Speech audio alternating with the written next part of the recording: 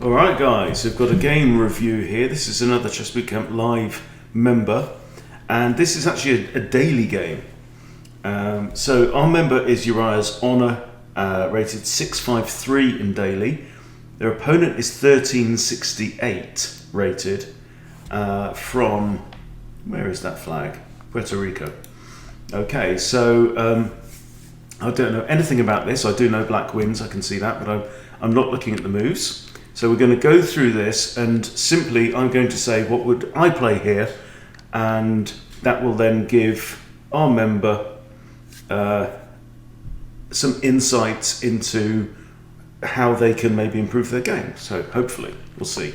Okay, so we've got a Caro Khan appearing here with one c6 from black. So what black's planning is to play d5 next. Okay, this is interesting. So I'm in completely uncharted territory. Bishop comes out to c4. So this is like the bishop's game, but black hasn't played e5. Now, if black goes ahead and plays d5 now, you probably kind of have to retreat the bishop, because you don't really want to take and allow black to have the two central pawns. So that is indeed what happens. Now, so here I would imagine, see, this is already tricky, because you should be able to anticipate black's second move from this, right? So you need to think, if I put my bishop there, and he goes ahead and plays d5, what's going to happen? Well, let's see. Right? If you take and they recapture, black's got two central pawns to your one, so you've given up a slight advantage there. If you retreat the bishop, black can take the pawn for free. Yeah, he probably won't hang on to that pawn for the rest of the game, but it's a slightly kind of unnecessary situation. So bishop drops back to b3. I don't mind that, I quite like that. Line the bishop up with f7. Pawn takes, and now we're actually a pawn down temporarily. Okay, white now develops the knight to c3, hitting this doubled pawn, but in return, white has got a lead in development, so it's almost like a kind of gambit that white's played here. Okay, unsurprisingly, black develops the king's knight to f6 to defend the pawn. Okay, and now we have d3. Yeah, this does release the bishop potentially to maybe to there, but now here if takes. Look, if takes and pawn takes, we've got an isolated queen's pawn. If takes and queen recaptures, black has the option of queen takes queen, pawn takes queen, and we have an isolated queen's pawn. So, not sure I would have chosen that particular option. But this pawn's already slightly in the way, and it's preventing our knight from getting to its natural developing square on f3. Maybe even something like queen e2. Looks a bit weird, but it puts a second attacker on this pawn. So we play d3, and let's see what happens. Pawn takes. Okay, now queen or pawn? Pawn. And we have an isolated queen-pawn position, and we're down a pawn. However, we are slightly ahead in development, but not for long. Pawn comes up, looks like black's, planning this, and castles. All right, now, here what I normally do, it's very natural, when black announces his intention to play this kind of modern setup there, you want to think about getting your bishop out, get the queen behind the bishop, maybe with the idea of dropping your bishop onto h6 and get rid of this defensive dark square bishop. Okay, we have knight f3, normal developing move, bishop does go there. Castles now would make sense, or developing the final minor piece as well. We have bishop e3. Not a very aggressive place for the bishop, because if you look at where it's looking at the sides of the board, right? But again, we could put the queen behind it and try this idea, so not too bad. And now d4.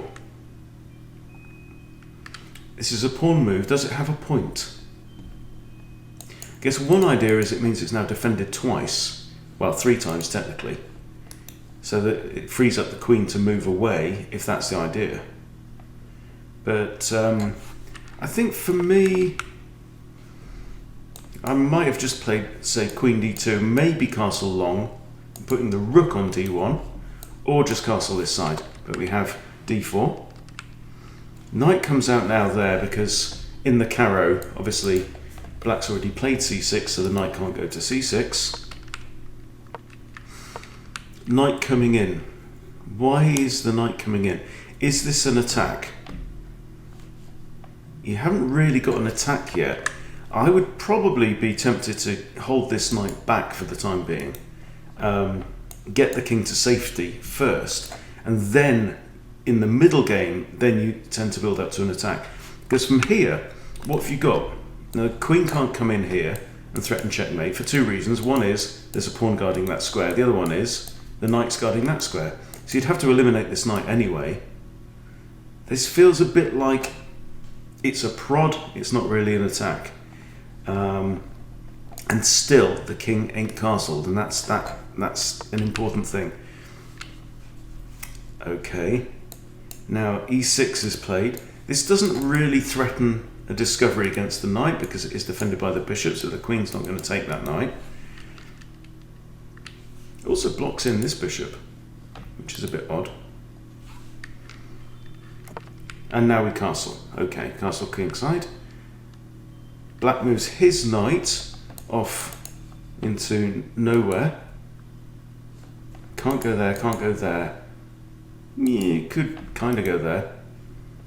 I guess what he's trying to do is, because he can't actually advance from that square, he couldn't have gone there or there, you see, that's the problem. So maybe he's going to pivot round to here and try and centralise his knight. Just has to go a slightly slow way round to get to the centre. Okay, now what would I be playing here? Black has got this quite strong pawn setup on the light squares. That makes our dark square bishop quite important. I would probably just play something like queen d2 at this point. Yeah, bishop c2 is something else I would think about, but you're looking at down the barrel of light squared pawns wherever you look. So in a way, what you've done here is you kind of spent a move moving a bishop from a not very good square to another not very good square. You can't really say at this point in time that we've really improved the situation much. Okay, black knight now comes in, that's where we expected. Remember, we're still down a pawn. Alright, this kind of makes sense. You know, we're in the middle game, we want to improve our pieces. A trade of knights here wouldn't be bad. If takes, bishop takes, can argue we've improved the bishop and removed a key defender. So then you do have ideas of maybe queen f3, queen h3, and checkmating in there. And, oh, okay. Yeah, and we recapture here with the knight rather than the bishop. I guess that's all right. The knight is now centralised. It's got fairly good control. It doesn't really change much, but it does mean that our attacking threat here, this idea, is now gone. So generally you do want to be keeping, you want to be building threats up rather than pulling them away, in a sense. Black plays queen here. This is attacking the b2 pawn that is undefended. So, few ideas. b3. But b3 undefends this square, and you could find the knight maybe coming in at some point. Not right now, because it's under attack. Or just rook b1 at this point. Even, but also notice, if that bishop was still on b3, this wouldn't be an issue. Yeah. And now the knight goes back to where it came from. So, did you fail to spot and identify all undefended pieces? Queen takes. Rook b1 now hits the queen, but undefends a2. Ah, the queen declines the additional free pawn and instead just pulls back there. That's curious. Not really attacking anything there either. It's looking at this bishop, which is defended. And now h4. h4. Just somehow striking me as slightly premature. See, how about something like getting your queen onto this diagonal, right, and then pushing the pawn up? Because then if you play h5 and takes, boom, checkmate, defended by the bishop, right? You've got to coordinate your attack. And you can't attack with a pawn. You can't attack really with one piece. It normally has to be two or ideally three pieces involved in a proper attack against the king's position. So, Harry just goes flying up now. Harry don't care. Ah!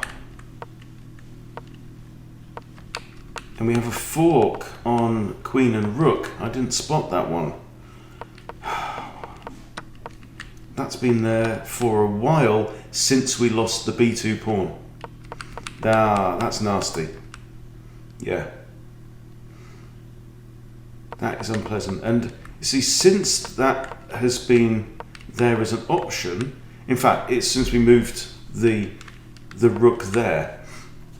So moving the rook here was a mistake for a couple of reasons. One is it undefended this pawn, which black didn't capitalise on. But the other is you put your rook and your queen 2 squares apart and in a forkable spot. So well spotted by black.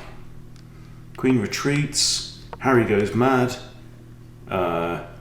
Fork. And now we develop the queen up to there. Again, I would suggest this.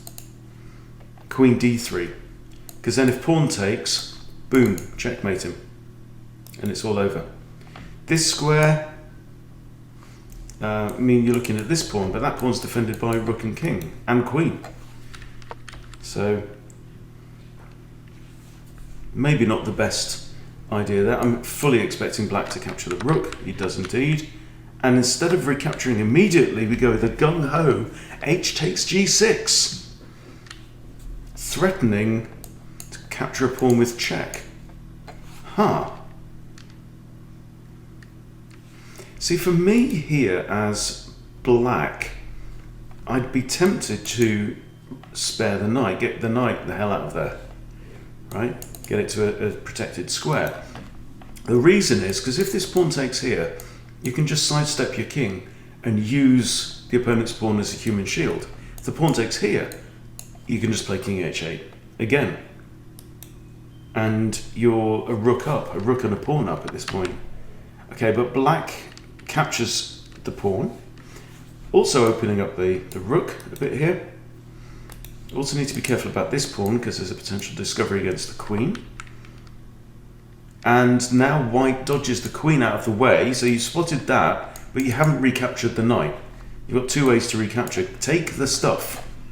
Okay, pawn attacks knight. Now the knight has to come back to here because anything else, queen takes queen and it's undefended. Wow. You've taken a pawn when you had a knight sitting there. And now the knight runs away. And bishop f4. Why? I don't really see any argument for that move. It undefends his pawn. It doesn't really do anything to help us attack. Also, both queens, it has to be said, are on undefended squares. So, if you could in any way move this knight with a check, that would be absolutely brilliant. In fact, here, you've got a check.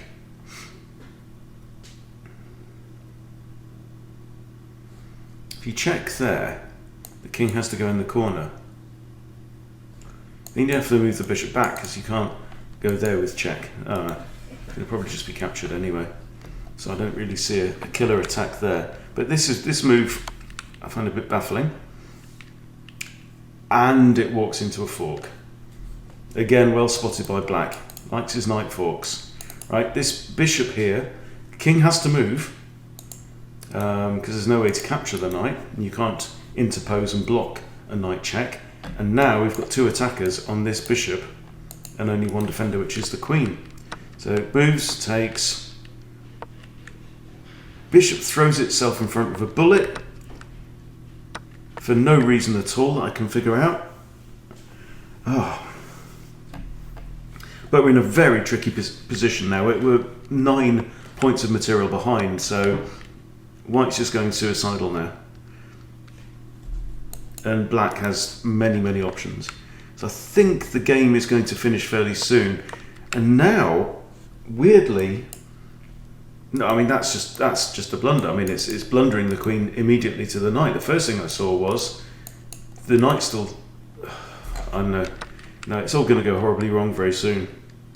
Yeah, there's just nothing left, and there goes all of white's material and a rapid checkmate. But so yes, the kind of finish I would expect to see, the kind of spotting of tactics I would expect to see at 1368, and I think I've highlighted a few key moves that for me were a little unusual. But it really started quite early on with this move, which is not. In general, you're a lot safer just developing your knights at the start of the game. If you don't know what you're doing, get your knights out. Bishops can come later. Sometimes bishops can even play an important role in the game, having never moved. They can just dive in and capture a pawn, for example. You know. But this one walked into this, and we find ourselves instantly a pawn behind. And we've also got an unpleasant pawn in our own territory. This again, unnecessary, and now we end up with this isolated pawn. Knight f3, sensible.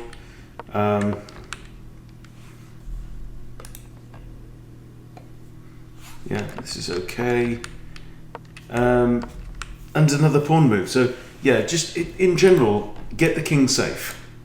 Get the king safe, complete development. Don't push pawns without a jolly good reason to do it. And I don't see a jolly good reason to do it right here. Might help create a space for the knight, but yeah, and it really is these little things that makes the difference. And then this bishop move was really unnecessary, and notice that later on we lost this pawn, right? This just wasn't required. This was moving it from one bad square to another bad square. You didn't need to do that. Yeah. So I hope that's useful for Uriah's Honour. Always going to be tough going up against somebody 600-700 points higher rated than you. But you know, there's definitely some signs of decent play in there. I hope that just in some of those little differences between what I've pointed out as what I might play in these situations compared to what you actually played, hope that gives you a few clues of how you can work on your game and just generally improve. I hope it's been useful for you as well, so thank you for watching, and I'll see you all soon.